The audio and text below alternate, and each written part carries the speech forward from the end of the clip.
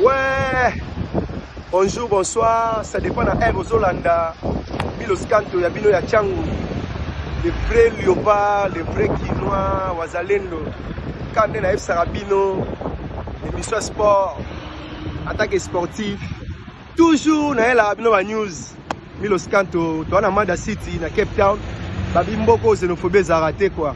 Toi na cercle, soti va cercle, l'anglais te bien en seko, yeah.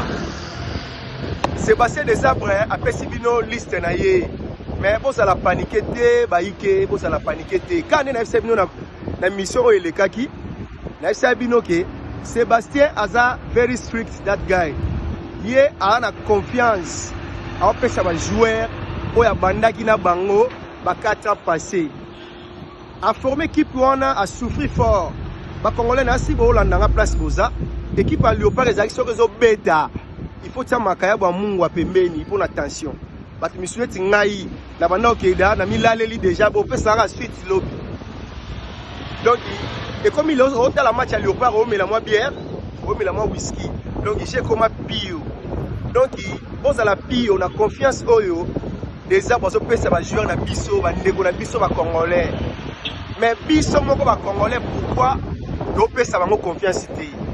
Attention parce que bandeko na yo na bandeko no bakataye mutakida ku monde hein attention pe ndenge ni nango c'est parce que na confiance ana na confiance na ba joueur na ye alobi on est à pré-liste mais liste penda oyo ke ya ba match amical to ko beta na mois prochain ya juin liste monsieur ko bima le 1er juin liste zo bima le 25 mai oyo to sali na conférence de presse.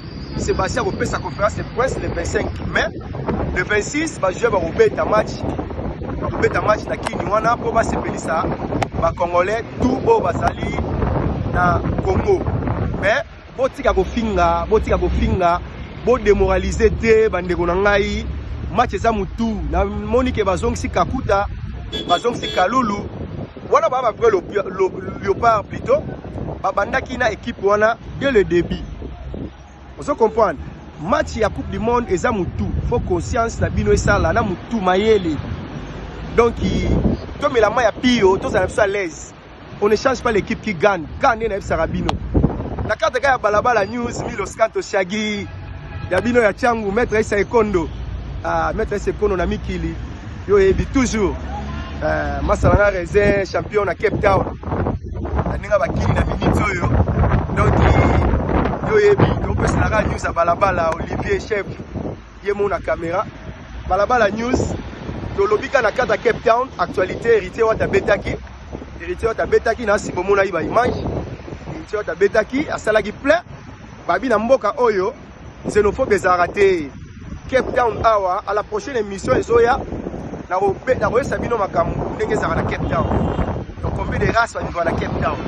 Donc awa xénophobe ezarate mundele yemo pena atia maele na ye na Cape Town na mito na esa na sorti va seko bino mo bomona donc to na toujours na cercle ba mboka oyo propriété ya osarana te ta mboka ba kombola ngo 2 fois na journée donc héritier wa tabetaki ndule legaki bien on va voir artiste to panzaka sango on va voir artiste ndule betamaki bien batu bayaki yebika ndenge ezalaka place congolaise etumbezanga raté matata ezanga raté wana dia idéologie sika congolaise etumbezanga raté matata ezanga donc na ebisa yo fo batu basimba tike ezanga rité